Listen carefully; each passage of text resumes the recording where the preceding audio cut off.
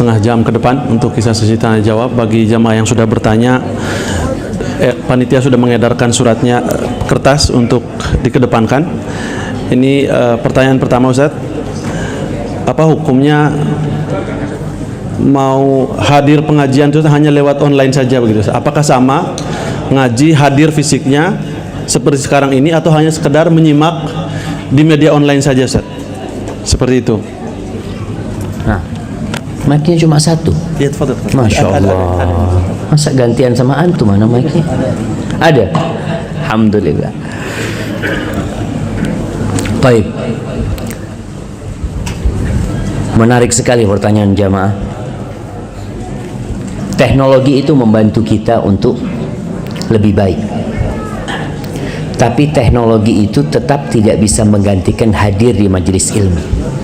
Yang pertama, Rasulullah SAW mengatakan, man salaka tariqan yaltamisu fihi ilman sahalallahu lahu bihi tariqan il jannah.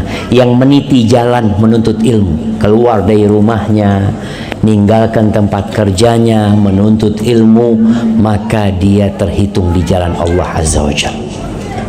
Yang kedua, pahala kumpul. Wa majtama'a qaumun fi baitin min buyutillah. Tidaklah suatu kaum yang kumpul di satu rumah dari rumah Allah. Yatluna kitab Allah wa yatadarasunahu fima bainahum. Mereka membaca kitab Allah, kemudian dikaji di antara mereka itu ayat-ayat Allah Azza wa Jalla. Illa nazalat alaihimus sakinah wa ghasyiyatuhumur rahmah. Melainkan sakinah akan turun. Turun itu di majelis. Jadi ada majelisnya, majelis ilmunya. Sakinah akan turun, kedamaian akan turun. Kemudian rahmat Allah akan meliputi mereka. Wa haffathumul malaika. Malaikat akan turun juga mengelilingin orang-orang yang sedang bermajelis ilmu. Kemudian yang lebih dari itu, wa dzakarahumullah fiman indah. Allah akan menyebut-nyebut mereka. Bayangkan nama antum disebut sama Allah. Fulan ada di majelis ilmu. Fulan datang, fulan duduk tuh ngaji, dengarkan majelis ilmu. Masya Allah. Itu akan didapatkan kalau bermajelis. Tapi bukan berarti antum nggak ngaji online. Ngaji online itu ketika tidak mampu datang. Kalau memang waktunya, ya Ustaz, ana kepingin datang Ustaz, tapi kajiannya di Jakarta Ustaz, ya online antum jangan. Tapi kajiannya di Masjid Indonesia di Kuwait, masa antum sekarang di rumah ya? Enggak Ustaz, ana ini ya terus terang nggak tamak pahala Ustaz, ana orangnya qanaah ya. Itu kadang-kala seperti itu sebagian manusia jamaah. Maka berkah majelis ilmunya itu harus hadir. Bisa jadi umpamanya ibu-ibu kumpul di rumah dengarkan kajian karena ustadznya nggak ada, dia setel kajian bersama-sama nyimak, mudah-mudahan tetap ada majelisnya, mereka kumpul untuk belajar. Hadza wallahu a'lam bissawab. Ini ada pertanyaan berikutnya. Assalamualaikum Ustaz, saya seorang pendosa. Dosa yang telah saya perbuat sangat banyak, bahkan semakin banyak saya malu dengan diri saya sendiri, Ustaz. 2 tahun yang lalu sedikit demi sedikit sudah saya tinggalkan. Bahkan sholat pun mulai saya berjamaah di masjid dan sudah merasakan nikmatnya hijrah. Tapi Ustaz, panggilan maksiat yang dulu pernah saya lakukan itu semakin kuat, bahkan selalu hadir dalam bayang-bayangan. Saya takut jika kemaksiatan yang pernah saya lakukan akan terulang kembali. Kira-kira amalan apa yang bisa saya lakukan, Ustaz? Masya Allah jamaah. Kullu bani Adam khata' wa khairul khata'in at-tawwabun. Kata Nabi SAW, semua anak Adam itu pelaku dosa. Sebagaimana bapaknya pernah melakukan kesalahan, semuanya melakukan kesalahan. Wa khairul khata'in, dan sebaik-baiknya orang yang melakukan kesalahan adalah yang bertobat. Sebagaimana Nabi Adam alaihissalam tobat kepada Allah kemudian menjadi orang yang dipilih sama Allah SWT, begitu pula dengan manusia yang lain. Apa yang perlu dilakukan sekarang ketika antum bertobat? Gambaran dosa masa lalu itu kadangkala hadir, dan setan itu membayangkan kalau bicara zina, jamaah, bicara zina. Na'udzubillahi minaz zina. Semoga Allah menyelamatkan kita dan anak keturunan kita dari zina. Digambarkan zina itu sesuatu yang nikmat oleh setan, padahal azab. Kenapa dikatakan azab? Orang yang melakukan perzinahan itu selalu ketakutan zinanya diketahuin orang. Dia ada perasaan takut, itu dosa. Maka apa yang perlu dilakukan ketika panggilan-panggilan untuk kemaksiatan itu datang? Banyak-banyak berlindung kepada Allah dari godaan setan yang terkutuk. Banyak-banyak membaca a'udzubillahi minasyaitonir rajim. Nabi SAW berdoa jamaah, Allahumma inni a'udzubika min syarri sam'i wa min syarri basari wa min syarri lisani wa min syarri qalbi wa min syarri mani. Kata Nabi SAW, ya Allah, aku berlindung kepadamu dari kejahatan pendengaranku, dari kejahatan penglihatanku, dari kejahatan lisanku, dari kejahatan hatiku, dan dari kejahatan maniku, kata Nabi SAW. Pendengaran itu ada baiknya, tapi ada negatifnya juga. Maka banyak berdoa tadi, mohon sama Allah Subhanahu wa ta'ala. Kemudian ganti sohib. Orang yang hijrah ini perlu ganti sohib. Kenapa? Ketika dia sedang turun imannya, kalau temannya buruk, kembali dia berbuat dosa. Tapi kalau temannya baik, dia akan diselamatkan. Ingat yang membunuh 100 orang. Ketika datang kepada seorang yang alim, dia bunuh 99 orang jawab. Kemudian dia ingin bertobat, dikasih tahu orang yang ahli ibadah, bukan orang alim. Ingat, orang yang berilmu dengan orang yang ahli ibadah bedanya seperti malam bulan purnama dengan bintang-bintang. Jadi orang yang ahli ibadah ya cuma pinter ibadah doang dia.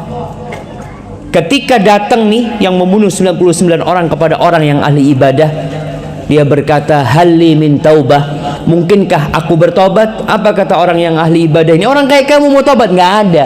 Bunuh 99 orang mau tobat, neraka sudah tempatnya. Lalu orang ini berpikir, kalau memang aku nggak bisa bertobat, ya sudah, dilengkapin jadi 100 ya. Ada apa hidup jadi orang baik kalau ternyata nggak bisa baik? Artinya pintu untuk jadi orang baik tertutup. Karena nih orang ahli ibadah nggak punya ilmu. Kemudian ketika datang kepada orang yang alim, yang berilmu, maka orang alim ini mengatakan, apa yang menghalangimu dari pintu taubat? Terbuka pintu taubat untukmu. Tapi engkau itu hidup di kampung yang jahat, kampung yang buruk. Engkau harus hijrah. Maka dinasehatin orang ini untuk meninggalkan kampungnya, berganti teman. Maka tadi antum kalau sudah hijrah, tolong temannya diganti juga, sehingga hijrahnya semakin sempurna. Hadza wallahu a'lam. Tinggal saya hanya mewakili pertanyaan yang lain karena ada beberapa pertanyaan yang sama. Ini saya akan masuk. Assalamualaikum Ustaz, saya akan masuk pondok pesantren tahun ini. Tolong nasihatnya Ustaz untuk saya yang akan masuk pondok dan untuk Abi Umi yang akan berpisah dengan saya. Tolong doakan saya Ustaz agar sukses dunia akhirat. Kita doanya Ustaz. Nah, ini calon-calon anak-anak kita yang mau sekolah di Indonesia. Masya Allah jamaah. Anak waktu nganter anak ke pondok itu memang yang berat emak-emak. Jadi ketika mau pisah sama anaknya pada nangis semuanya. Sebenarnya anaknya kuat, tapi ngelihat emaknya nangis, akhirnya anaknya nangis juga. Ya, nasihat buat yang mau ke pondok dan nasihat anak buat semua orang tua, tolong anaknya pendidikan SD, SMP, SMA kalau bisa dikuatkan basic agamanya. Setelah itu silahkan anak itu mau melanjutkan menjadi insinyur, menjadi dokter, basic agamanya sudah kuat. Dan ini masih jadi PR kita bersama jamaah. Ana bermimpi ada perguruan tinggi umum tapi sesuai dengan sunnah, dalam artian ya laki perempuan dipisah. Karena anak pesantren ini kalau kemudian lulus kuliah berkumpul dengan cewek-cewek jamaah, berat buat dia. Dia di pesantren nggak pernah ketemu sama cewek, tahu-tahu kuliah duduk di sebelahnya. Allahu Akbar, kata dia. Ini berat buat dia gitu. Tapi ketika nanti kedokterannya ya yang laki khusus laki, ya yang perempuan khusus perempuan. Dan antum tahu orang-orang non muslim itu telah mempraktekkan hal itu. Anda sudah pernah sebutkan di beberapa kajian di Jakarta ada sekolah namanya Canisius, ya. Sekolah Katolik didirikan tahun 1929 khusus laki-laki, bukan pesantren. Sekolahnya Katolik, nggak dikumpulin tuh laki sama perempuan. Karena apa? Karena sekolah ini buat belajar, bukan buat pacaran. Sekolah ini mau belajar, serius belajar. Dan dari sekolah itu banyak menteri-menteri lulusan sana, orang-orang besar lulusan sana, karena sekolahnya serius. Tapi kalau sekolah sama perempuan, Masya Allah, itu anak-anak bukunya dikantongin jemaah, cuma bawa satu buku, bawa apa, karena memang nggak ada keseriusan di mereka. Jadi kalau bicara Islam itu bias gender, umpamanya mereka subhanallah tuh orang-orang non muslim telah melakukan itu untuk kebaikan negara, bangsa dan negara, untuk masa depan anak-anak itu jamaah. Nanti kalau sudah lulus mau nikah, tafadhol nikah sudah. Tapi sekolah yang benar. Maka nasihat anak, usahakan anak-anak kita itu punya basic agama yang kuat. Dan buat yang mau ke pondok, banyak berdoa, karena kita nggak akan bisa menjalani kehidupan ini kecuali dengan pertolongan Allah Subhanahu Wa Taala. Banyak baca la haula wala quwata illa billah. Orang tuanya juga seperti itu, dan tolong dibiasakan anaknya. Mulai sekarang dibiasakan anaknya makan satu menu. Satu menu. Karena di pondok nggak ada pilihan. Kadangkala kita jamaah udah ngantri panjang, tahu-tahu bukan habis. Ikan yang kecil-kecil tuh jamaah. Allahu Akbar. Ini antrinya panjang, tahu-tahu dapat ini, ya sudah, nggak ada pilihan. Dan pesantren itu kan makanannya sate terus jamaah. Nah, Masya Allah, tiap hari sate. Sampai di kampus kita Jember itu, uang makannya satu bulan 425 ribu. 425 ribu kali 3, bagi 3 jemaah. Sehari 3 kali makan. Sehari berapa makan? 12 ribu atau 13 ribu dibagi 3 jemaah. Itu tiap hari sate kata mereka. Tetap sayur tempe, sayur terong, sayur telur, sayur tahu, pokoknya kayak gitu semua. Tapi alhamdulillah sehat-sehat anak-anak. Makanya tadi orang tua tolong biasakan anaknya sekarang makan di rumah hanya ada ikan. Kadang-kala ibu nggak mau ikan, nggak ada. Nah, itu yang ibu punya untuk membiasakan anak sehingga terbiasa dengan kehidupan di pesantren. Hadza wallahu a'lam bissawab. Bersambung dengan pertanyaan ini saya singkat pertanyaan karena banyak banget Ustaz pertanyaannya ini. Intinya ada ibu-ibu dan bapak ini kerja di Kuwait dua-duanya Ustaz. Anaknya itu 2 orang dan kerja sudah sekolah di Indonesia. Pertanyaannya itu apakah si istri ini setiap harus bertahan untuk bekerja mendampingi suami di sini atau harus pulang demi untuk pendidikan anak di tanah air. Akan tetapi anaknya itu hanya bisa dibesuk seminggu sekali atau 2 minggu sekali Ustaz. Apakah saya harus bisa pulang ke Indonesia atau tetap menemani suami kerja di sini? Masya Allah. Nah, nasihat anak, temenin suami bikin anak lagi. Sahih, baru 2 anaknya jamaah. Baru 2 anaknya. Rasul SAW itu ingin berbangga-banggaan dengan banyaknya umat. dengan banyaknya umat. Maka nasihat anak, temenin suami, perbanyak anak, bikin anak lagi. Terus untuk anak yang di pesantren nggak usah dijenguk, nggak apa-apa. Kalau memang dia sudah ada di pesantren, ya udah, dia bisa jenguk 6 bulan sekali, 6 bulan sekali dia jenguk. Tapi nasihat anak nih buat para orang tua, jangan menitipkan anak ke kakek neneknya. Kesian. Artinya bapak ibu kita itu udah capek besarkan kita, jangan dibebani suruh ngerawat cucu-cucunya dengan dalih mau cari dunia buat anak, tapi akhirnya kita durhaka sama orang tua kita. Jangan sampai. Maka kalau yang seperti itu nggak ada masalah anaknya di pesantren, karena memang nggak dididik ibunya. Artinya ibunya pun kalau datang hanya menjenguk kemudian pulang. Jadi nggak ada masalah kalau yang seperti itu ditinggal anaknya, dan mudah-mudahan dikasih anak lagi. Amin. Banyak anak saya Ustaz. Ini tuntunan ilmu sampai ke negeri Cina. Itu hadis atau kiasan Ustaz? Hadis yang menuntut ilmu atau? Nah, utrubul ilma walau bisin la asla lahu. Utrubul ilma walau bisin itu hadis yang nggak ada asalnya. Jadi mau dicari di mana nggak ada asalnya, nggak ada sanadnya jamaah. Jadi hanya ungkapan belaka. Tapi dalam Islam itu memang menuntut ilmu sangat dianjurkan sekali, khususnya ilmu agama ini. Hadza wallahu a'lam bissawab. Assalamualaikum Ustaz. Bagaimana menurut Ustaz berkurban dengan hasil iuran, dan bolehkah berkurban untuk orang yang sudah meninggal? Baik, bicara berkorban dengan hasil iuran nggak apa-apa. Satu sapi 7 orang, enggak ini satu kambing 7 orang. Ya nggak bisa jamaah. Jadi kalau memang mau berkorban 7 orang yang iuran ini, korbannya diberikan untuk 1 orang. Umpamanya kadangkala di sekolahan ada iuran anak-anak SD untuk beli kambing, itu nggak jadi kurban.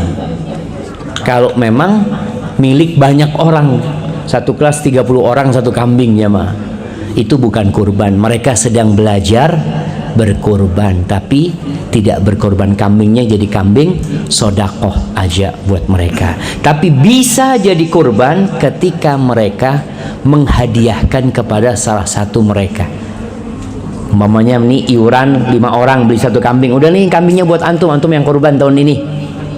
Jadi dia yang kurban, semuanya menghadiahkan bagiannya untuk dia. Tahun depan iuran lagi, ini buat antum nih, tahun lalu kan sudah fulan, antum sekarang berkorban. Itu nggak apa-apa yang seperti itu, masih jadi kurban. Hadza wallahu a'lam bissawab. Nah, korban untuk yang meninggal, apakah boleh berkorban untuk yang meninggal? Pendapat yang lebih kuat jamaah, diperbolehkan karena masuknya bab sodakoh nantinya. Dan Rasulullah SAW ketika ditanya tentang Sa'ad bin Ubadah, ya, ketika bertanya kepada Nabi SAW bahwa ibunya meninggal dunia dan belum berwasiat, nggak ada wasiat ibunya. Afayanfa'uha idza tasaddaqtu anha? Apakah bermanfaat buat dia kalau aku sodakoh buat dia? Kata Nabi SAW, na'am, iya, manfaat. Jadi ketika seorang ini ibadah harta, salah satunya tadi dengan berkorban buat yang meninggal dunia, diperbolehkan. Tapi seorang anak yang berkorban jamaah, insya Allah orang tuanya dapat bagian pahala juga. Ketika ini anak yang berbakti kepada kedua orang tuanya. Hadza wallahu a'lam bissawab. Mohon maaf jamaah semuanya, saya screening nih pertanyaannya karena terutama yang ada kaitan-kaitan dengan kajian kita hari ini. Siap.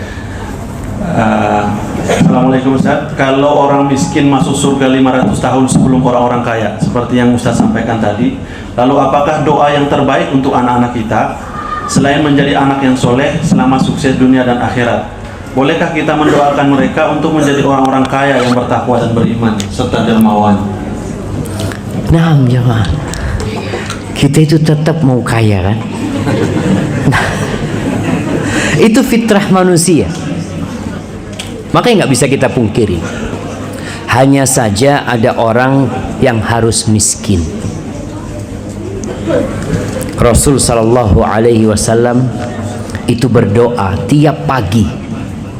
Beliau mengatakan, Allahumma inni as'aluka ilman nafi'an wa rizqan tayyiban wa amalan mutaqabbala. Ya Allah, aku memohon kepadamu ilmu yang bermanfaat, kemudian rizki yang baik dan amalan yang diterima. Dan orang tua meninggalkan anaknya kaya, mampu, bertakwa ya, itu lebih baik daripada mereka meninggalkan anaknya miskin. Oleh karena itu ketika Sa'ad bin Abi Waqqas radhiyallahu anhu sakit parah, kemudian dia ingin menginfakkan semua hartanya, mewasiatkan semua hartanya, kata Nabi SAW, lah, sepertiga aja. Dan sepertiga itu udah banyak. Lalu Nabi SAW mengatakan, innaka antadhara auladaka aghniya, engkau meninggalkan anak keturunanmu kaya, cukup hidupnya, itu lebih baik daripada engkau meninggalkan mereka alatan yatakaffafunan nas, jadi orang-orang miskin yang kemudian minta-minta sama orang. Jadi kondisinya orang tua lebih baik meninggalkan anaknya dalam kondisi punya harta tapi bertakwa.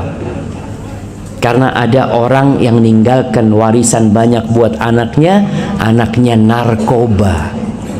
Wallahi jamaah, 1 miliar 1 bulan habis.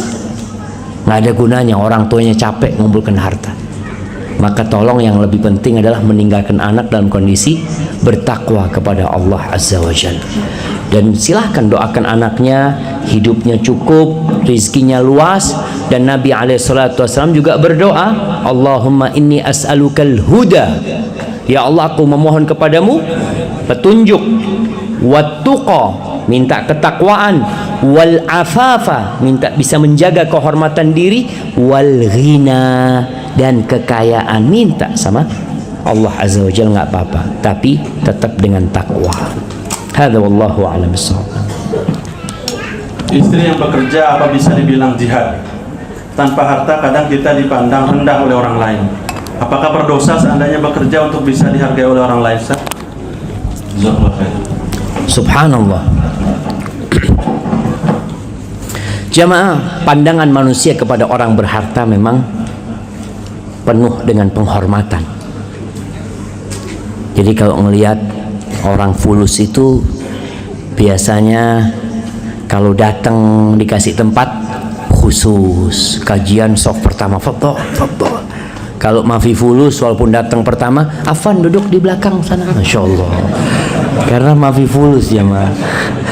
Iya, itu pandangan manusia. Lalu apa yang harus kita lakukan? Allah mengatakan tentang orang-orang kafir di surat Al-Fajr. Allah mengatakan, fa'ammal insanu idza mabtalahu rabbuhu fa'akramahu wa na'amahu fayaqul rabbi akraman. Adapun manusia kalau dikasih bala sama Allah dengan nikmat, dengan harta, diluaskan rizkinya, dia mengatakan Tuhanku memuliakanku. Wa amma idza mabtalahu faqadara alaihi rizqa fayaqulu rabbi ahanan. Kalau rizkinya disempitkan, dia mengatakan Allah menghinakan aku. Kalla bal la tukrimuna al-yatim wa la tahadduna ala ta'amil miskin wa ta'kuluna at-turatha aklan lamma wa tuhibbuna al-mal hubban jamma. Tuh, kalau disempitkan rezekinya dia merasa dihinakan. Nggak seperti itu ukurannya. Itu ukuran manusia yang tidak beriman. Ketika menilai dengan harta, antum lihat nih, kalau bicara tadi ada anak-anak kita yang hafal Al-Quranul Karim, lihat kemuliaan ilmu dibandingkan dengan harta. Di Istiqlal ketika Idul Adha, Idul Fitri, siapa yang jadi imam? Orang kaya, presiden, menteri, kapolri? Enggak, di belakang semua sofnya. Siapa yang berdiri mengatakan sawu sufufakum? Yang berfulus? Enggak, yang berilmu. Makanya doa kita itu waj'alna lil muttaqin imama. Jadikan kami imam buat siapa? Buat orang-orang yang bertakwa, bukan buat orang-orang kaya, tapi buat orang-orang yang bertakwa. Jadi kalau tadi dia bekerja supaya tidak dipandang rendah, ya akhirnya ada keinginan ria, keinginan dipuji. Itu yang bermasalah. Tapi kalau untuk menjaga kehormatan diri, Ustaz, ana ini ada seorang ustaz dia ngomong, ana di kampung Ustaz, ana harus kaya Ustaz. Soalnya kalau ana nggak kaya di kampung itu, ana dikira dakwah ini mau cari uang Ustaz. Sehingga orang-orang kaya menganggap rendah. Ana alhamdulillah punya fulus, ketika diundang orang kaya ana datang kasih fulus, lah syukran jazakallahu khair. Jadi untuk menjaga kehormatan dirinya nggak apa-apa cara seperti itu. Tapi ingat, bukan untuk berbangga-banggaan. Maka sebagian ulama mengatakan, idza ra'aitar rajula, kalau engkau melihat seseorang yunafisuka fi dunya, yang dia berlomba-lomba untuk mengumpulkan dunia, fanafishu fi akhirati, maka engkau berlomba-lomba untuk mendapatkan akhirat kita. Jadi kalau melihat orang berlomba-lomba cari dunia, kita berlomba-lomba cari akhirat kita jamaah. Dan tunjukkan bahwasanya orang yang bertakwa itu derajatnya lebih tinggi. Namun sekali lagi, ini tidak menghalangi antum untuk jadi orang kaya. Jangan kemudian antum males, ya nah kalau gitu jadi miskin aja, enggak. Karena yang namanya zuhud, apa artinya zuhud jamaah? Apa artinya zuhud? Siapa yang mau jawab, angkat tangan. Angkat tangan, ada hadiahnya. Betul. Nah, Zuhud adalah harta itu di tangan bukan di hati. zuhud itu harta di tangan bukan di hati. Antum nggak cinta sama uang? Cinta dikit. Cinta dikit, hafadhallah. Nah, siapa lagi mau jawab? Nah, Lupa dunia. apa? Kita lupa dunia. Di Kita lupa dunia. Tidak lupa dunia. Tidak lupa. Oh, Lupa. tidak loba, tamak dunia. Tidak tamak. Ya nggak apa-apa lah, kasih hadiah lah. Saking lamanya di Kuwait, bahasa Indonesianya jadi tidak lupa. Loba itu bahasa Indonesia. Masya Allah, Masya Allah. Dia yang lupa bahasa Indonesia jemaah. Nah, ya, nah, mendahulukan akhirat. Masih ada hadiah, kasih nggak apa-apa. Nah, kita nggak boleh cinta dunia kan, kita kasih kan. Nah, zuhud itu jamaah tarku ma la yanfa' fil akhirah. Zuhud itu meninggalkan sesuatu yang tidak bermanfaat buat akhirat kita. Itu katakan zuhud. Ketika antum melihat uang ini bermanfaat untuk akhirat antum cari. Ketika anak rasa enggak, anak-anak nggak perlu. Anak-anak mau berangkat haji nih, anak mau cari dunia. Anak mau cari uang untuk anak tinggalkan buat anak-anak anak supaya nggak minta-minta nanti, bermanfaat buat akhirat antum nantinya.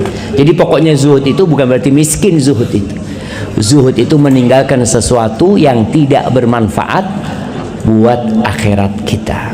Barakallahu fikum. Nah, Ustaz, ini pertanyaan yang berkaitan dengan kajian kita. Ustaz mau bertanya, akhir-akhir ini saya sering mendengar kajian terkait tentang tanda-tanda akhir zaman, dengan mendengar terkait hadis Nabi yang menyampaikan bahwa teknologi akan hilang dan dunia akan menjadi seperti zaman Nabi Muhammad SAW. Nah, terkait dengan itu, ini pertanyaan perawat nih kelihatannya Ustaz. Jadi bekerja di sini, pinjam loan di bank Ustaz. Pinjam loan di bank ini, kemudian nanti di sini kan saat ini saya cerita sedikit ini, mau resign perawat itu, dia harus bisa resign dapat indemnity-nya ketika dia menyelesaikan semua formalita yang ada di sini, diantaranya verifikasi jasa, misalnya seperti itu. Tiba-tiba karena kasus verifikasi jasanya nggak selesai, gitu, dan dia mau pulang, sementara utangnya masih ada. Ada yang apakah sama? Nanti udah Ministry of Health nanti yang menggantikan utang saya di bank. Ya saya udah nggak apa-apa pulang saja, kabur aja begitu Ustaz. Padahal punya utang di bank. Nah, bagaimana hukumnya itu Ustaz? Ada yang berpendapat ya udahlah. Nanti verifikasinya nggak selesai karena ribet, susah. Saya ngambil aja uang di bank sesuai dengan pengalaman kerja saya di sini. Kemudian biar nanti Ministry of Health yang akan menggantikan uang di bank itu? Gimana secara akadnya? Foto. Urusannya sama akhir zaman apa? Ya, sebenarnya ada terusannya ini. Ya itu makanya anak bingung antum. Terkait dengan kondisi di atas, saya bekerja di Ministry of Health, punya hutang di Bank Kuwait dan masih lunas beberapa tahun ke depan. Saya takut Ustadz dengan ingin melunasi secepatnya. Saya mencoba mau menjual aset yang ada di Indonesia, tapi ternyata tidak mudah terjual. Pertanyaannya, bagaimana kalau teknologi tadi sudah punah sementara hutang belum lunas? Ini yang pertanyaan yang berikutnya gitu Ustadz. Yang keduanya yang barusan. Subhanallah jamaah. Iya, berkaitan dengan tanda-tanda akhir zaman, ya nanti akan kembali. Kembali bagaimana kita tahu dunia ini sekarang sedang berpikir untuk energi yang baru lagi. Mereka terus memperbaharui karena energi itu akan habis nanti. Pernah ada seorang Einstein kalau nggak salah ditanya, ketika terjadi perang dunia ketiga, nanti senjatanya apa? Ada yang mengatakan bahwasanya Einstein menjawab tombak dan pedang. Karena ketika nanti bom atom diluncurkan di mana-mana, selesai sudah semuanya jamaah. Orang mau naik mobil, di mana bensinnya? Listriknya sudah hancur semua. Maka kemudian semua akan ditinggalkan dan kembali menjadi seperti dulu nanti, sehingga Nabi Isa alaihissalam akan membunuh Dajjal dengan tombaknya alaihissalam. Kemudian bicara dengan utang. Ini utang. Utang itu nggak ada hubungannya sama teknologi. Utang itu tetap hutang kecuali mereka mengikhlaskan. Artinya kalau memang diikhlaskan oleh pihak kementerian tadi, mereka akan menggantikan dan mereka tidak akan menuntut kepada perawat ini, berarti dianggap lunas. Tapi apakah seperti itu? Seperti itu enggak jemaah? Ada yang kemarin mengatakan bahwa kita buat asuransi. Jadi ketika kita memberitahu berapa tahun kita kerja di sini, nanti banknya itu memberikan sesuai dengan indemnity yang akan kita dapatkan. Jadi ketika kamu pulang juga nggak apa-apa, nanti saya yang istri ada bank. Iya, jadi ada asuransi. Asuransi ini jaminan kan? Tinggal lihat jaminannya sesuai dengan syariat apa tidak. Kalau asuransinya sesuai dengan syariat nggak ada masalah. Jadi ada modelnya seperti di Islam itu ada namanya bominnya. Anda ngomong sama beliau, ini fulan butuh uang sama antum, utangin antum 1 juta, nanti Anda yang jamin. Ketika fulan nggak bayar, maka Anda yang akan lunasin. Tapi fulan itu bukan berarti nggak punya utang, dia tetap punya utang. Cuma dianya ini aman gitu loh, karena ada yang bayarin gitu loh. Dia nggak takut pinjemin orang, tapi dia tetap nggak bayar, dia punya utang 1 juta tersebut. Maka perlu dilihat jemaah, dan urusan utang ini berhati-hati. Rasul SAW pernah beliau melihat ke atas kemudian memegang jidatnya mengatakan, ma subhanallah madza anzalallahu minat tasydid. Beliau mengatakan, maha suci, apa ini begitu dahsyatnya yang turun dalam satu perkara. Itu para sahabat pada diem. Keesokan hari ditanya, apa ya Rasulullah, sesuatu yang berat yang telah turun ini apa? Lalu beliau mengatakan, innar rajula law qutila fi sabilillah, kalau ada orang yang terbunuh di jalan Allah, thumma uhya, kemudian dihidupkan lagi, kemudian dia terbunuh di jalan Allah, kemudian dihidupkan lagi, kemudian terbunuh di jalan fi sabilillah jamaah, wa alaihi dain, dan dia menanggung utang, nggak akan masuk surga. Nggak akan masuk surga sampai utangnya terlunasi. Dan nanti pada hari kiamat pelunasan hutang itu dengan amal soleh. Maka yang ditakutkan ternyata amal solehnya nggak cukup untuk bayarin utangnya. Maka jangan berhutang. Kenapa harus berhutang? Anda tanya tadi, kenapa harus berhutang? Saya nggak tahu juga. Ya. Nah, apa memang seperti itu? Maksudnya datang ke sini lalu bisa berhutang gitu? Ya mungkin ya kasusnya saya mau berhutang ngambil di sini ya untuk bikin rumah di tanah air. Utangnya riba? Utang di bank. Enggak, banknya pakai riba? Enggak. Nah macam-macam sih. Ada yang bank riba, ada yang bank Syariah. Syariah. Begitu sih. Ya kalau yang riba haram lah. Ini bang, kalau banknya bank syariah, bukan Ustaz? Kalau syariahnya beneran ya bener syariah. Jangan cuma bungkusnya doang syariah nanti. Seperti itu intinya. Sekolah saya. Bagaimana cara menghilangkan keinginan dunia pada hati-hati kita? Karena lingkungan keluarga semuanya serba dunia. Contoh dalam berpakaian, berhiasan dan lain-lain. Bagaimana agar kita istiqomah dalam beribadah dan berprasangka? Jamaah rahimakumullah, kalau menghilangkan cinta dunia itu nggak bisa. Makanya Umar bin Khattab radhiyallahu anhu ketika dapat harta rampasan perang dari Persia, itu sama Umar ditutup di Masjid Nabawi, ditutup sama kain. Ketika dibuka, Umar menangis. Dia mengatakan, ya Allah, kami nggak bisa membenci sesuatu yang engkau telah bikin kami cinta kepadanya. Allah mengatakan, zuyyina linnas hubbus syahawat minan nisa wal banin wal qanatiril muqantara minadh dhahab wal fiddah wal khailil musawwamati wal an'ami wal harth dzalika mata'ul hayatid dunya wallahu 'indahu husnul ma'ab. Nggak bisa kita benci. Tapi bagaimana kita itu sadar kalau dunia ini akan ditinggalkan. Kita pelajarin tuh tadi yang sudah kita kaji. Tujuannya apa sih? Memang jamaah, kalau antum kumpul sama orang yang suka motor, yang dibicarakan adalah motor. Ana baru ganti moge nih, dapat harga sekian, ngomongin, akhirnya antum akan cinta dunia berlebihan.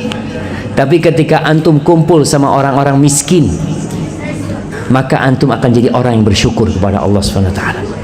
Nasihat Rasulullah SAW kepada Abu Dzar, wa awsani bihubbil masakin waddunu minhum.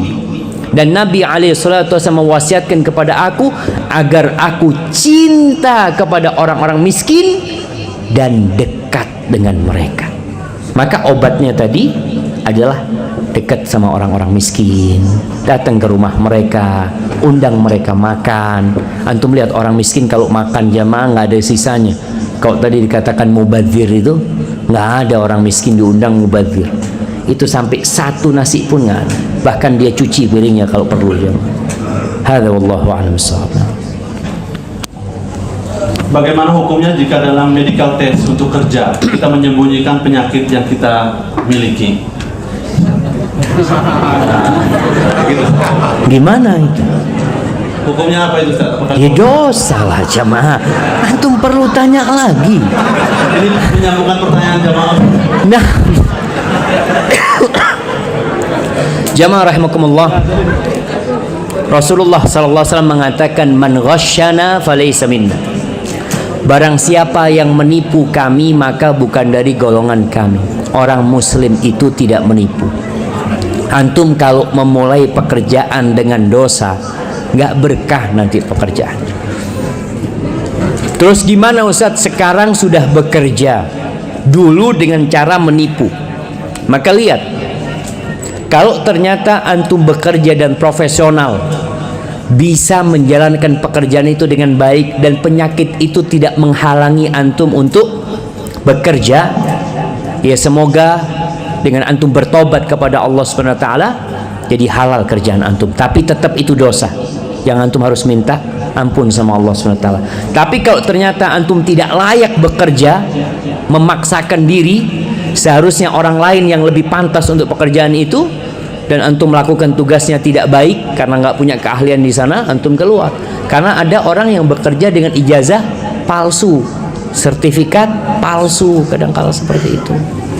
Hadza wallahu a'lam bissawab.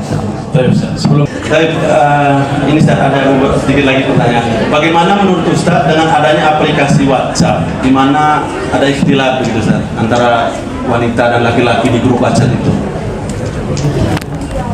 Iya jamaah. Kalau ada grup laki perempuan yang bersama di situ, ada batasan-batasan yang harus dijaga. Kenapa grup itu dibuat? Apa tujuannya?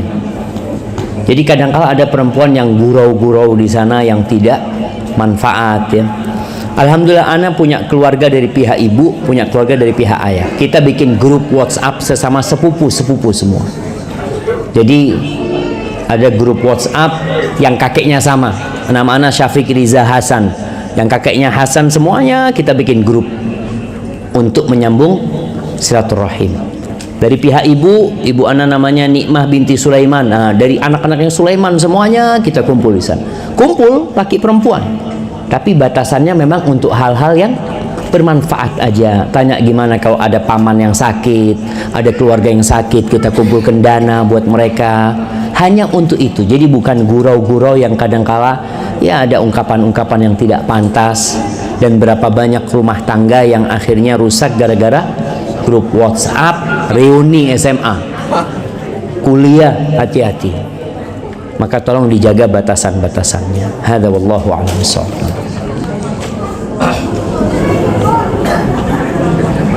Ya, ini memang di luar. Apa hukumnya vaksin, Ustaz?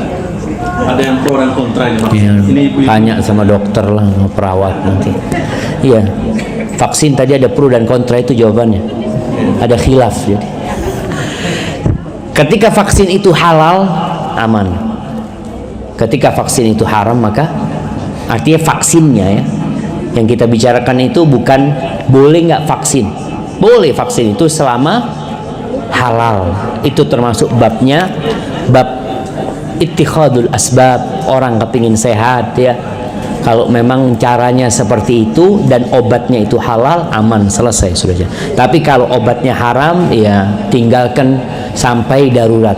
Kalau memang darurat, ya kita tahu ad-daruratu tubihul mahdhurat. Yang darurat itu membolehkan yang haram. Hadza wallahu a'lam bishawab. Ya, ini pertanyaan saya perlu sampaikan juga. Kelihatannya ini pertanyaan yang belum menikah ini. Ustadz, saya mau nanya, di mana hukumnya saya jatuh cinta sebelum adanya pernikahan? Ya nggak apa-apa, mau gimana? Orang itu kalau bicara jatuh cinta, zaman kalau bicara jatuh cinta itu omalan hati. Ada perempuan lewat, ya Allah, nggak kuat kita mamanya. Tapi itu ujian buat dia. Di dalam Islam kita diperintahkan untuk menundukkan pandangan. Untuk menundukkan pandangan. Kalau jatuh cinta itu membuat antum melakukan tindakan-tindakan yang haram, maka jadi haram. Maka ketika antum jatuh cinta dengan seseorang, dijaga. Jangan sampai antum melakukan hal-hal yang dimurkai Allah SWT. Caranya gimana? Segera melamar. Kalau sudah umur, maksudnya sudah waktunya. Tapi kalau memang enggak, Ustaz, anak masih SMA, Ustaz ya, tapi anak akan jaga cinta ini, umpamanya kalau memang jodoh, anak akan melamar dia. Jadi selama cintanya tidak mengantarkan kepada yang haram, nggak masalah. Terakhir jamaah nih, terakhir sudah. Terakhir, tapi sebenarnya ini Besok lagi kan tanyain di sana. Yang terakhir, anak-anak yang terakhir ini. Ada yang terakhir. Nah, orang tuh kalau cinta, ada cinta yang sampai batasan isyik. Seperti Majnun Laila. Orang kalau sudah cinta sampai isyik itu kayak orang gila, jam. Mabuk cinta. Itu Qais dikatakan Majnun. Dia itu mendatangi tempat rumah-rumahnya, kampungnya Laila. Dulu kan orang Arab itu di sini ada kampungnya, di situ ada kampung. Itu Laila udah pindah. Majnun ini datang ke sana hanya untuk menciumi tembok-tembok yang di rumah itu, jam. Apa kata orang? Majnun, gila nih. Kata Majnun, lah nanti salah kata dia. Dia mengatakan uqabbilu dzal jidar wa dzal jidar wa ma hubbul jidari syaghafna qalbi walakin hubbu man sakanad diyar. Kata dia, aku nih cium tembok yang ini, tembok yang itu, bukan karena aku cinta sama tembok, tapi karena aku cinta dengan yang pernah tinggal di tempat ini. Ya itu namanya Majnun. Tapi dia nggak mau dikatakan Majnun, jamaah. Iya, itu cinta. Maka hati-hati ketika seorang kena penyakit ini, bahaya. Caranya tundukkan pandangan, minta tolong sama Allah SWT, dan hindari berhubungan dengan perempuan tersebut sampai Allah kasih jalan dengan yang halal. Tadi kan sampai jam 9. Iya, sudah. Sudah jam 9 lewat ini, insyaallah.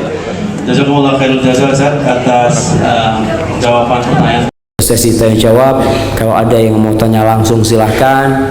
Buat puan-puan kalau ada yang sudah ditulis, dipersilahkan pula.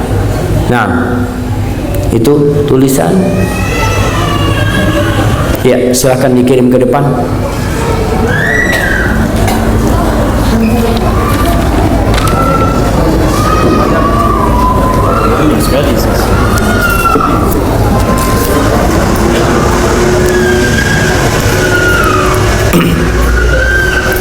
Nah, ini soalan pertama. Saya sudah menikah, namun tinggal satu rumah dengan mertua dan ipar. Di dalam rumah sering ipar tidak menutup aurat di rumah. Saya kurang senang dan selalu memberontak di rumah. Apa nasihat Ustadz buat saya dan istri? Iya jemaah, berkaitan dengan ipar ya. Kita itu menganggap ipar itu seperti mahram kita kadang-kadang. Oh nggak apa-apa kan cuma ipar. Padahal Rasulullah SAW ketika ditanya tentang ipar, beliau mengatakan alhamu al-maut. Ipar itu adalah kematian. Kenapa kok disebut kematian? Karena orang berpandangan kan iparnya, kan saudara istrinya. Di sini godaan setan semakin besar, sehingga banyak terjadi perzinaan di rumah gara-gara kumpul sama ipar.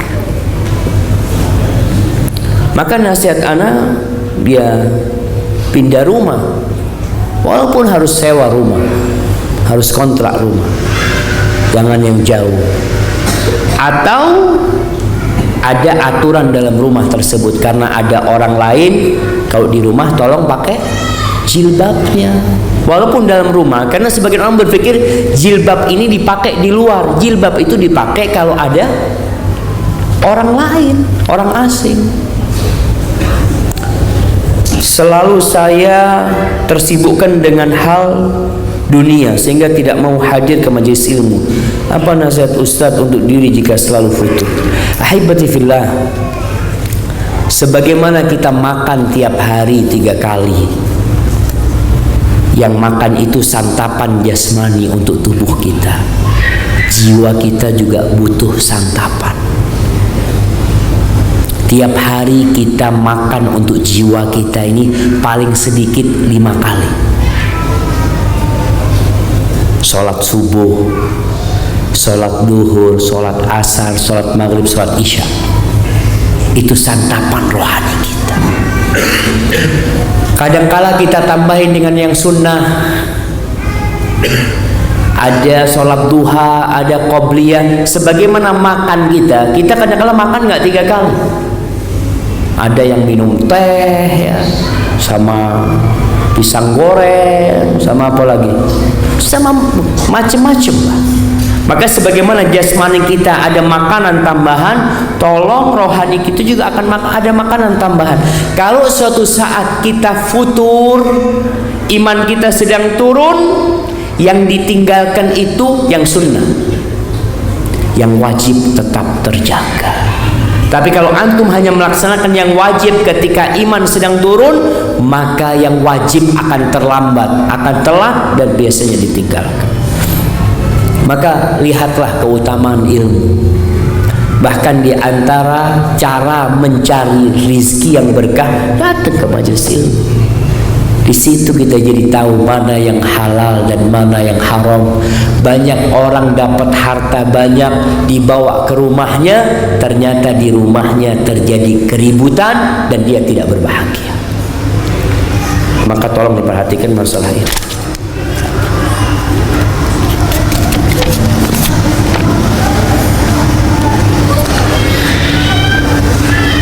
Apakah yang membedakan antara bidadari surga yang merupakan istri di dunia dengan bidadari yang telah tersedia untuk suami kita di surga?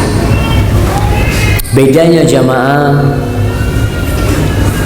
bidadari yang di surga yang bukan dari istri kita itu Allah menciptakannya secara langsung. Inna ansha'nahunna insya.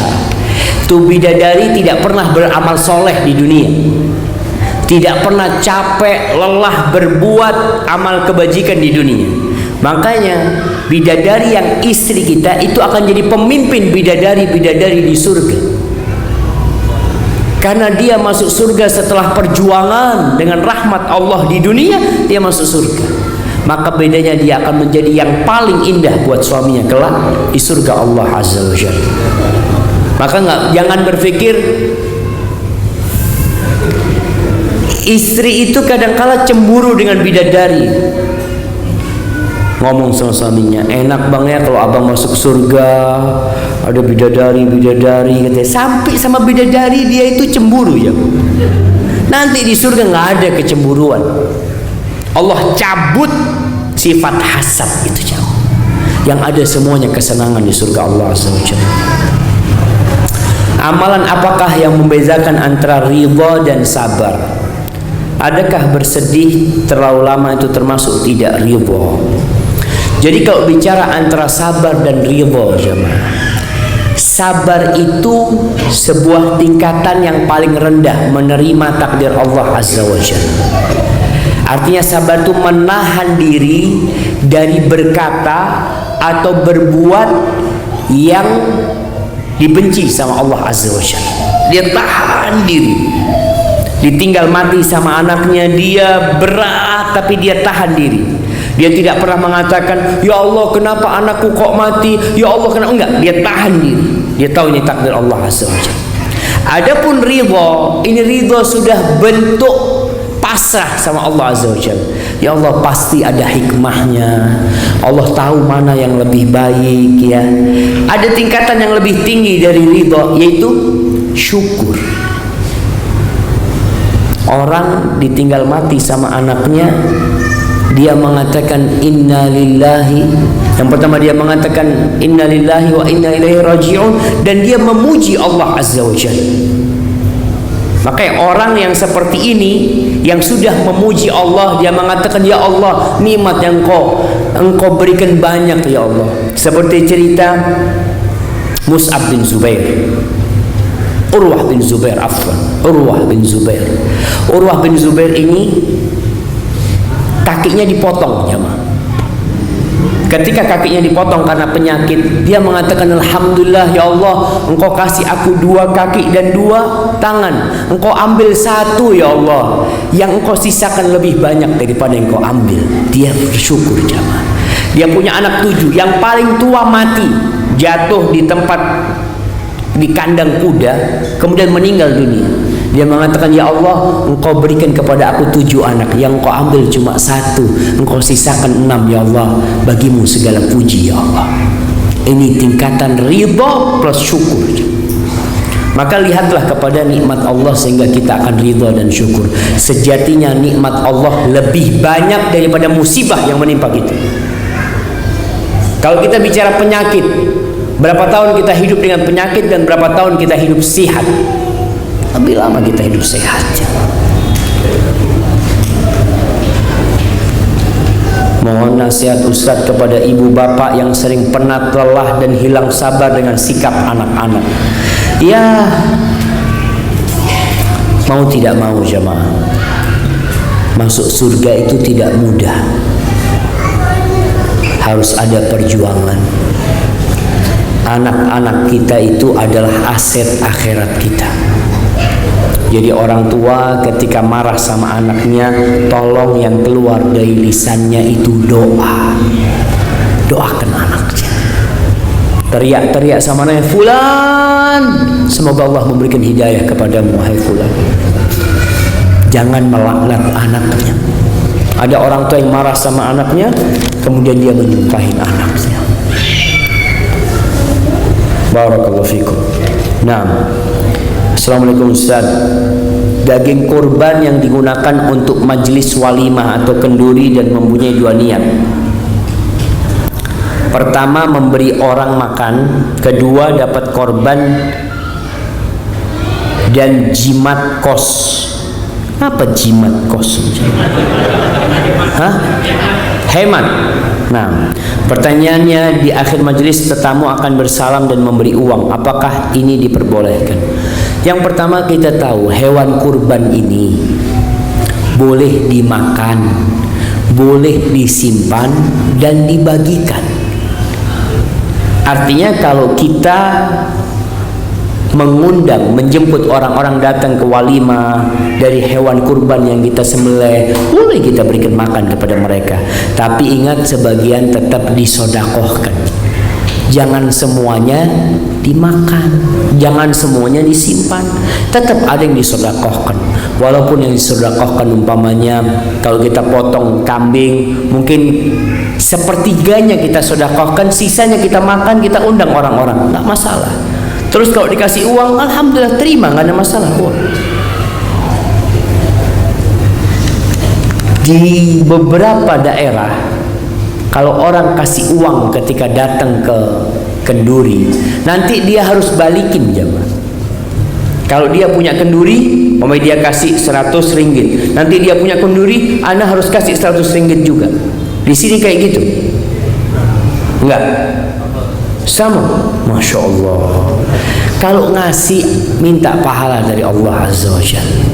Jangan minta balasan dari mereka. Suatu saat kalau kita punya acara, kita punya kenduri, kita punya walimah, dia mungkin sedang nggak punya uang, dia nggak bisa kasih kita. Nggak perlu kau berharap, karena kalau kita kasih orang berharap dia balikin, berarti kita nggak ikhlas. Berharaplah ketika memberi, sudah, anak punya rezeki, anak kasih. Kalau engkau punya rezeki mau kasih, alhamdulillah. Enggak apa-apa, orang anak minta balasan dari Allah Jalla Jalla.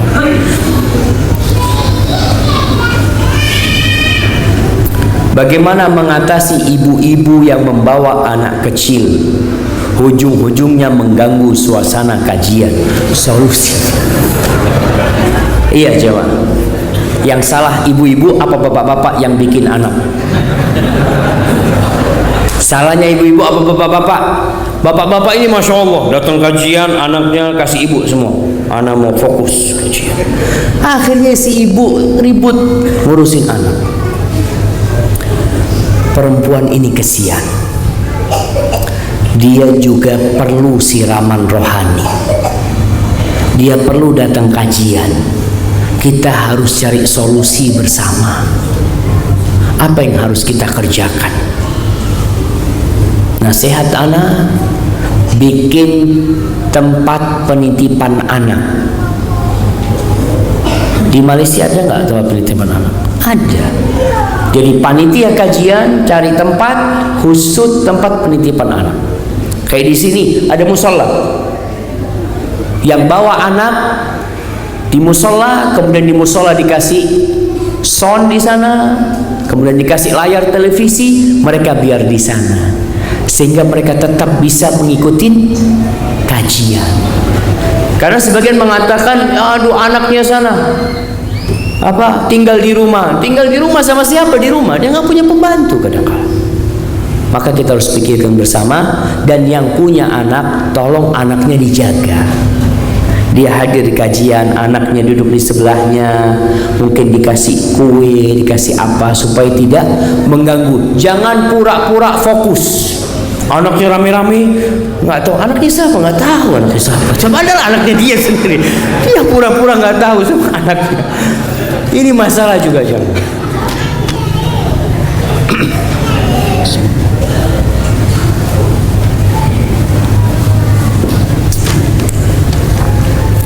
Assalamualaikum Ustaz. Waalaikumsalam. Bagi suami yang bekerja ya? Hah? Oh, dan istri yang menguruskan segala urusan di rumah, namun kebaikan istri tidak terlihat. Bagaimana untuk menyikapi kesadaran suami untuk menghargai para istri, dan tip para istri agar dapat mempertahankan rumah tangganya. Syukran.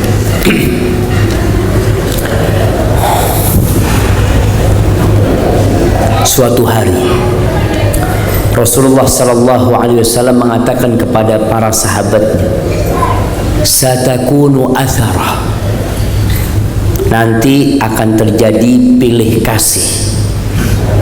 Nanti itu akan ada pemimpin-pemimpin, penguasa-penguasa yang mungkin tidak peduli sama kalian. Penguasa-penguasa yang meminta haknya tapi tidak melaksanakan kewajibannya.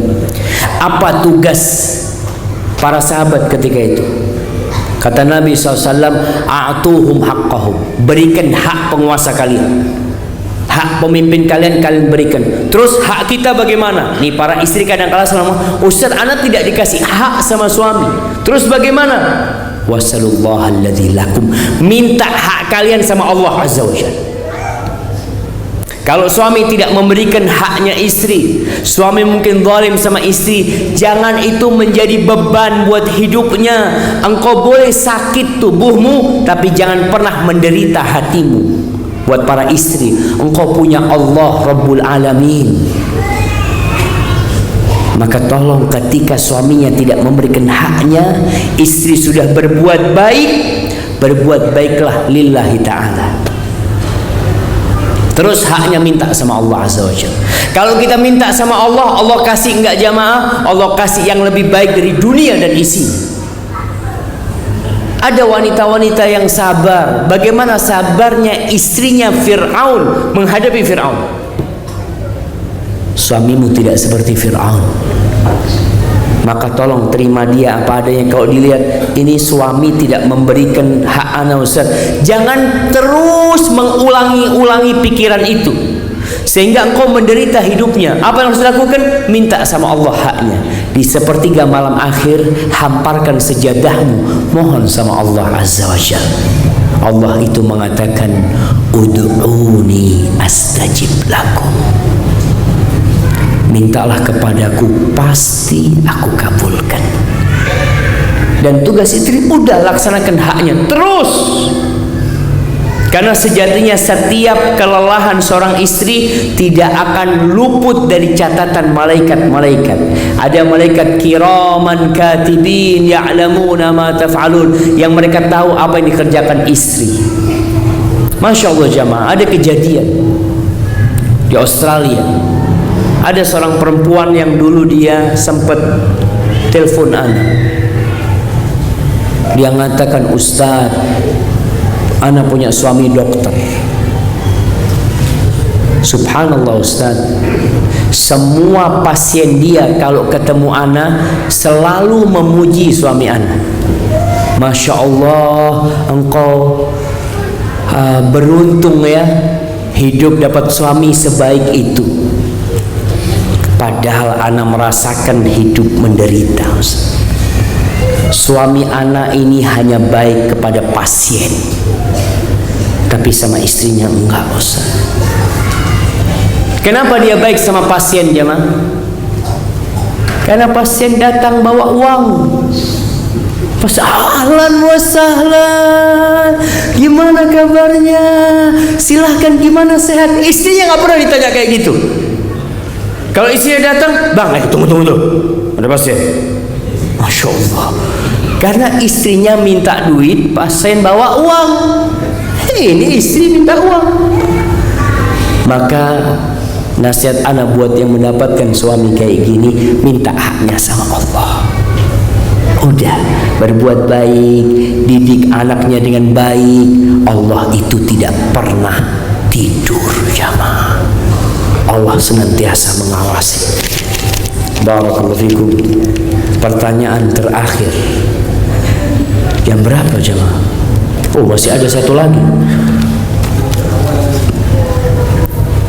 Ana udah lapar jemaah.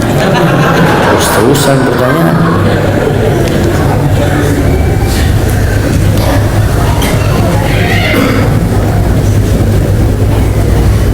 Nah, jadi kalau mendengar kematian, ada orang meninggal dunia, Apa yang harus kita lakukan?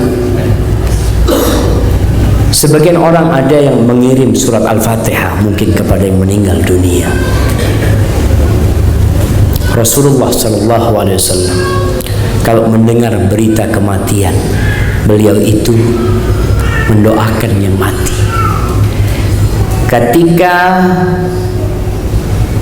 cucunya meninggal dunia, Rasulullah SAW mengatakan inna lillahi wa inna ilaihi raji'un. Tentu itu yang dibaca. Lalu beliau mengatakan inna lillahi ma akhad wa lahu ma a'ta wa kullu syai'in 'indahu ila ajalin musamma. Sesungguhnya milik Allah yang diambil, milik Allah yang disisakan, dan semua kita ini akan ada ajalnya yang sudah ditentukan. Beliau mendoakan Allahumma gfir lahu warhamhu wa'afihi wa'afanhu. Itu yang dilakukan Rasulullah SAW. Jadi kita kalau mendengar orang meninggal dunia, doakan orang tersebut. Tapi kalau mengirimkan bacaan Al-Quranul Karim, wallahu a'lam, ana tidak pernah mendapatkan sebuah hadis yang menjelaskan bahwa Nabi SAW ketika ada orang meninggal dunia, beliau mengirimkan Al-Fatihah. Ana nggak pernah tahu. Masya Allah. Ibu tiri saya yang menjaga saya sejak kecil telah memutuskan silaturahim dengan istri saya, bahkan telah menfitnah istri dengan tuduhan-tuduhan yang tidak benar. Akibatnya sukar untuk saya menjaga bapak yang uzur, karena istri dan anak-anak dilarang masuk campur, bahkan dilarang datang ke rumahnya. Apa yang perlu saya lakukan? Ahibbati fillah, kalau menghadapi setan, kita tidak ada cara lain kecuali a'udzubillahi minasyaitonir rajim. Karena setan ini tabiatnya buruk. Tapi menghadapi manusia yang bersifat buruk, apa yang harus kita lakukan? Kata Allah Azza wa Jal, idfa' billati hiya ahsan, fa idzal ladzi bainaka wa bainahu ka'annahu waliyyun hamim. Balaslah keburukan itu dengan yang lebih baik. Jadi kalau ada orang menyakitin kita, kita jangan balas menyakitin, tapi balas dengan kebaikan. Kalau sekarang dikatakan itu ibu tirinya senantiasa menfitnah macam-macam, sekarang bagaimana menghilangkan fitnah itu? Dengan engkau senantiasa berbuat baik kepada ibu. Dengan cara apa? Berbagi hadiah. Punya rizki, kasih kepada ibu tiri. Alhamdulillah bu, aku punya ini, punya itu.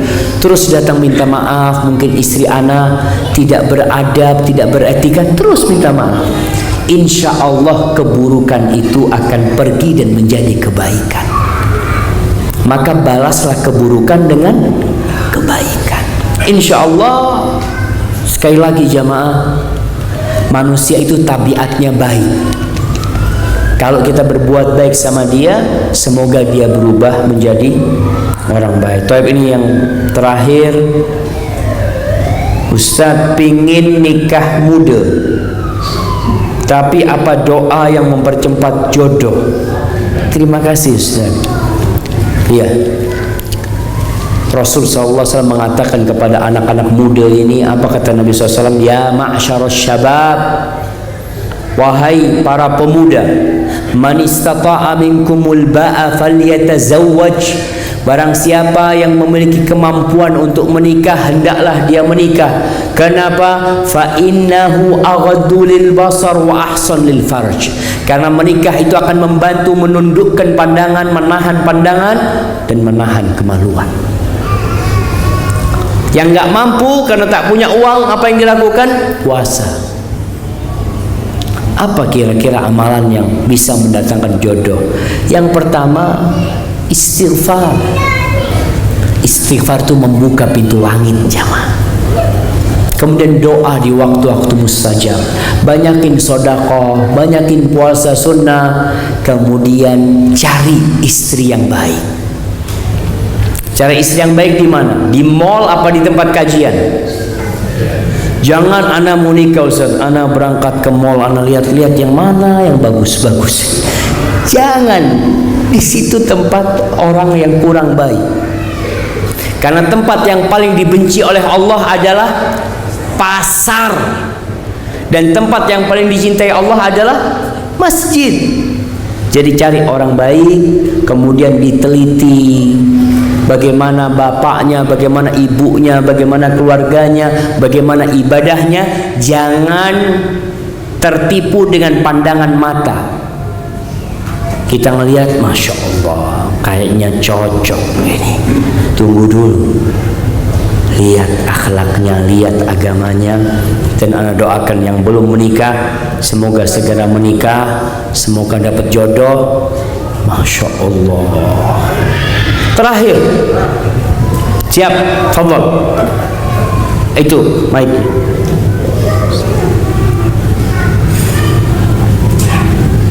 Assalamualaikum warahmatullahi wabarakatuh. Waalaikumsalam warahmatullahi wabarakatuh. Saya Abdul Hamid bin Abdullah ingin menanyakan satu pertanyaan Ustaz mengenai umrah. Cuma daripada apa katanya orang Indonesia, kalau di sini daripada tajuk. Nah, Jadi saya mau tanya masalah umrah. masalah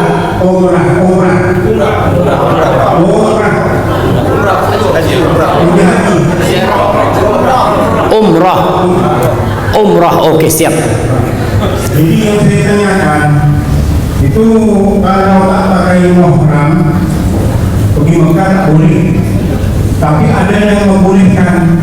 Gimana yang mau diambil? Yang boleh atau yang membolehkan? Masya Allah, jemaah. Iya. Daripada saya, Assalamualaikum warahmatullahi wabarakatuh. Waalaikumsalam warahmatullahi wabarakatuh.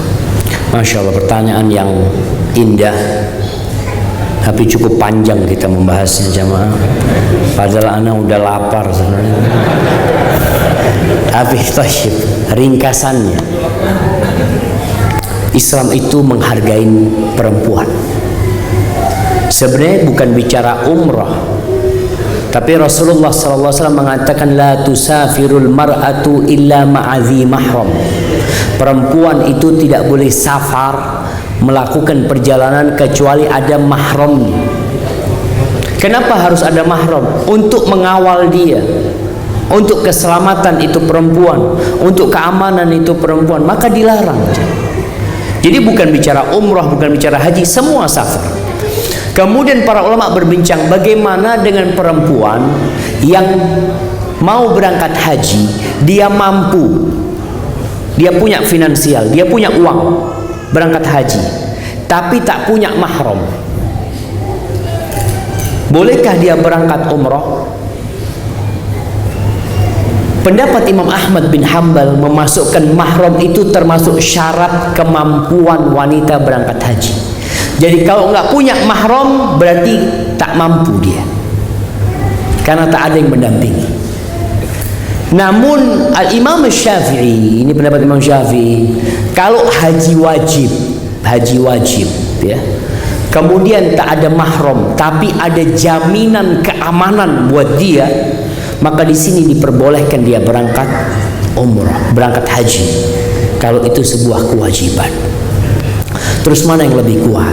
Jadi buat perempuan, usahakan berangkat safar dengan mahram. Usahakan.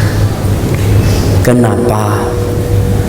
Karena ibadah umrah atau haji ini perlu pendampingan. Ada perempuan-perempuan yang berangkat tanpa mahram kemudian tergoda sama laki-laki di sana nantinya ya. Kemana suaminya? Nggak ada suaminya, Ustaz. Kemana keluarganya? Ada, Ustaz, tapi uangnya nggak cukup. Tabung uangnya sampai cukup dia bisa berangkat sama mahram yang berangkat. Itu lebih mulia, lebih utama. Walaupun tadi ada pendapat yang membolehkan berangkat tanpa mahram, tapi dengan syarat ada jaminan keamanan buat dia, dia tidak ada yang gangguin, tidak ada yang godain, seperti itu. Walaupun anda lihat, usahakan tetap dengan mahram jamaah. Hadza wallahu a'lam bissawab. Itu yang bisa Anda sampaikan. Apabila itu benar, itu dari Allah Azza wa Jal. Kalau ada yang salah dan kurang berkenan, itu dari diri Anda pribadi.